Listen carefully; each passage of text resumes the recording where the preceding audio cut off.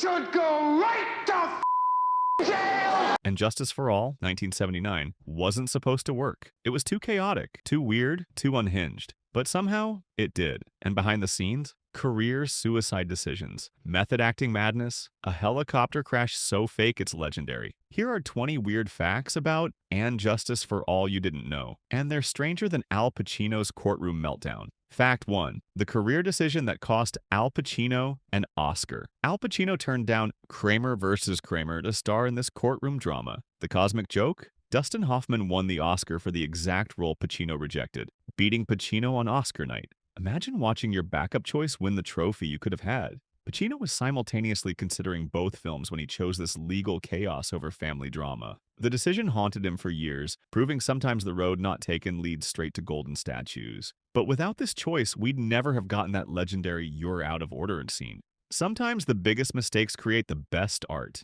Fact 2. The domino effect that changed Hollywood. Pacino had just dropped out of Born on the 4th of July, which wouldn't get made until 1989. This created a decade-long domino effect, rippling through Hollywood casting decisions. One actor's schedule change affected countless other projects, directors, and careers. The film that almost was became the film that defined an era. Studios scrambled to fill gaps, agents worked overtime, and entire production schedules shifted. It's like watching butterfly effect theory play out in real time across multiple movie studios. Sometimes one actor's no reshapes an entire industry's timeline. Fact 3. The workshop that sealed the deal. Instead of just reading the script like a normal actor, Pacino suggested getting actors together for a workshop reading. This unconventional stage work approach convinced him to take the role immediately after the session. He treated a Hollywood audition like experimental theater, bringing New York acting methods to a Baltimore courtroom drama. The workshop became an impromptu masterclass, with seasoned actors feeding off each other's energy.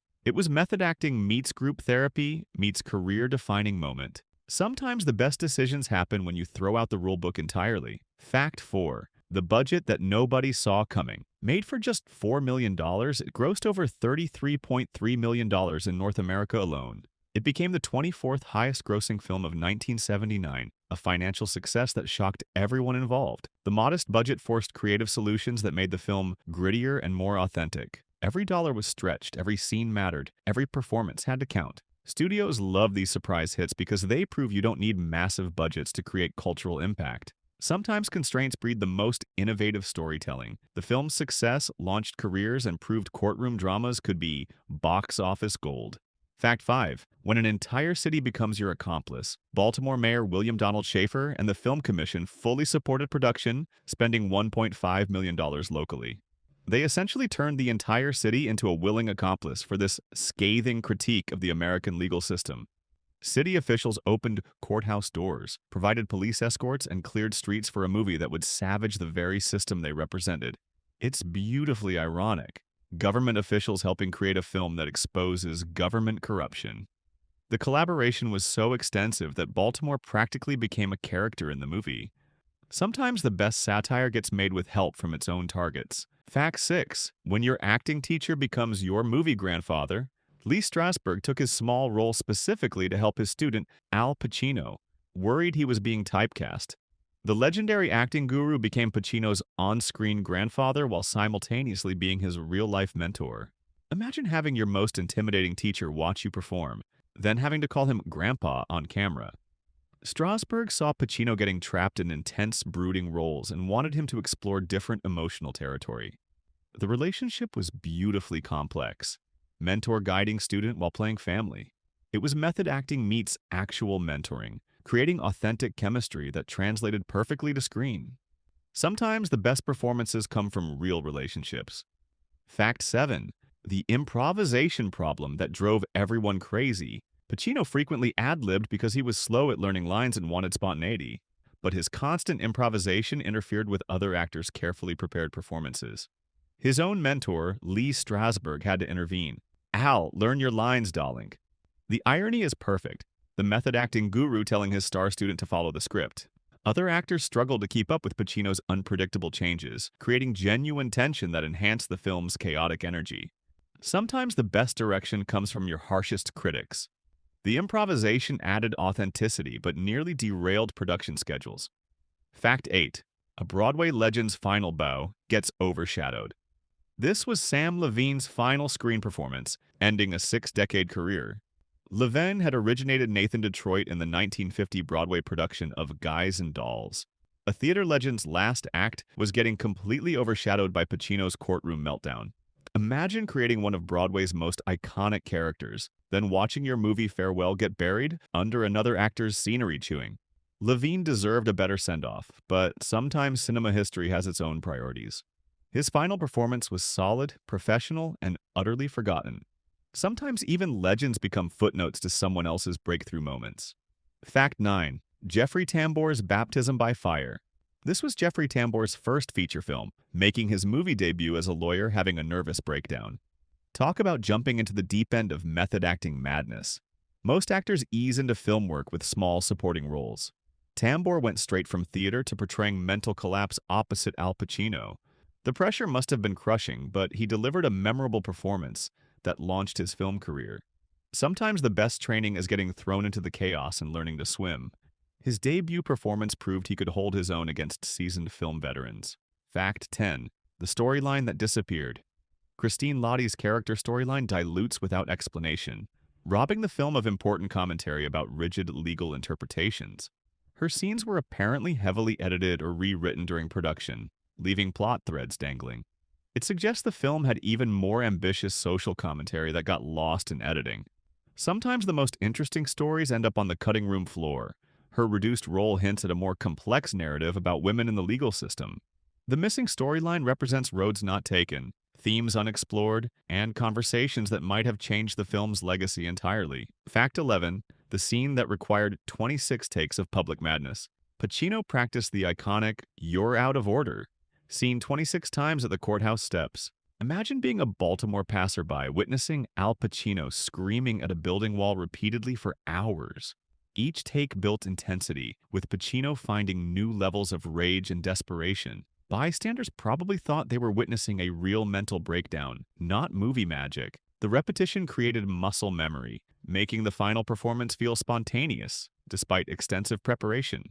Sometimes the most natural moments require the most artificial preparation. The scene became cinema history but cost the sanity of anyone within earshot. Fact 12. One take, pure magic. The closing courtroom scene was filmed in a single take. That legendary meltdown was pure, unfiltered Pacino magic captured in one explosive moment. No safety net, no second chances. Just raw performance energy building to its natural climax. The crew held their breath as Pacino unleashed years of method acting training in one cathartic explosion. You can feel the authentic electricity of a live performance preserved on film. Sometimes the most memorable moments happen when everything aligns perfectly. Preparation meets opportunity meets pure artistic instinct. The single take gives it documentary-like authenticity that multiple takes would have diluted. Fact 13. The helicopter shadow. That nobody fixed. In the aerial shot of Judge Rayford's helicopter, you can clearly see shadows of both Pacino's helicopter and the filming helicopter on the water. This production error somehow makes the surreal crash sequence even more bizarre and dreamlike. It's like breaking the fourth wall accidentally, reminding viewers they're watching a constructed reality. The mistake creates unintentional surrealism that fits the film's heightened tone perfectly. Sometimes technical errors become happy accidents that enhance the artistic vision. The visible shadows add another layer of unreality to an already unhinged sequence. Fact 14. The world's most obviously fake helicopter crash. When the helicopter crashes, it was most obviously dropped straight down from a crane, despite supposedly running out of gas. Real crashes would have spinning rotor blades, but this one falls like a dead weight. The fake crash is so hilariously obvious it becomes part of the film's heightened reality. It's less realistic airplane disaster, more symbolic representation of justice falling from the sky. Sometimes the most artificial moments carry the most emotional truth. The obvious fakeness makes it more theatrical than cinematic, which suits the film's operatic tone perfectly. Fact 15. The recycled violence. The same shot was used twice when Pacino hits the lawyer's windshield with his briefcase, once from inside the car, then from outside. Even the film's violence was recycled for maximum impact and budget efficiency. The repeated shot emphasizes the moment's importance while saving money on additional filming. It's classic low-budget filmmaking turned into artistic choice, making limitations work for the story. Sometimes creativity comes from necessity, not abundance. The recycled shot creates emphasis through repetition, making the violence feel more significant than a single angle would have achieved. Fact 16. When heavy metal meets legal drama, Metallica's 1988 album, And Justice for All, takes its name directly from this film. A heavy metal masterpiece inspired by Al Pacino's legal system breakdown, proving the movie's influence reached far beyond courtroom dramas. The thrash metal titans saw something in Pacino's rage that matched their own artistic fury. The album became one of metal's defining works, carrying the film's themes of systemic corruption into a completely different artistic medium. Sometimes the most unexpected artistic connections create the most lasting cultural impact. The film's title became synonymous with righteous anger across multiple generations and genres. Fact 17. The disco soundtrack that made everyone cringe. Multiple viewers complained the disco soundtrack is incongruous with the serious issues and pretty comical. One reviewer noted every movie soundtrack at that time sounded like a porno flick. The musical choices clashed spectacularly with the heavy legal themes, creating unintentional comedy. It's like watching a serious documentary about corruption while elevator music plays in the background.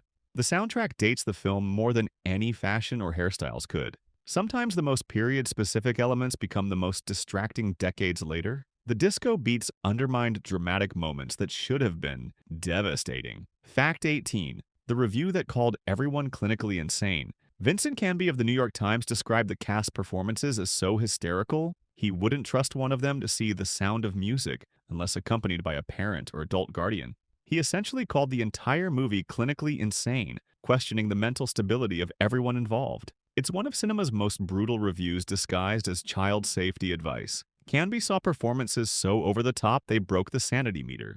Sometimes the harshest criticism becomes the most memorable praise decades later. The review perfectly captures the film's unhinged energy while completely missing its intentional theatricality. Fact 19. The critic who used legal metaphors to trash a legal movie.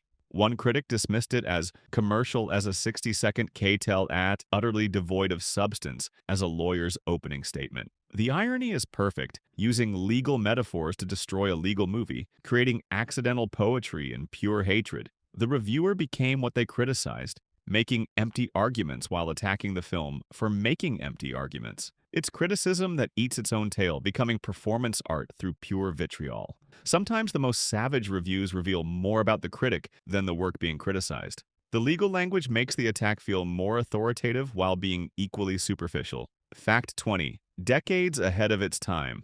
The film features a transgender character, Ralph Aji, who receives no sympathy or support and faces non-inclusive language. It was one of the earliest mainstream films addressing transgender issues in the legal system, decades before such representation became common. The portrayal was problematic by today's standards, but groundbreaking for 1979. It shows how this chaotic masterpiece was attempting social commentary that wouldn't become mainstream conversation for another generation. Sometimes the most important artistic statements are the ones that feel uncomfortable and incomplete. The inclusion proves the film was reaching for relevance beyond its immediate moment. It started as Al Pacino choosing the wrong movie over an Oscar winner, but somehow that wrong choice became a cultural phenomenon that inspired heavy metal albums and launched careers. If you're into chaotic Hollywood history and behind-the-scenes disasters that somehow created classics, hit that subscribe button, because we're just getting started with the weird stuff.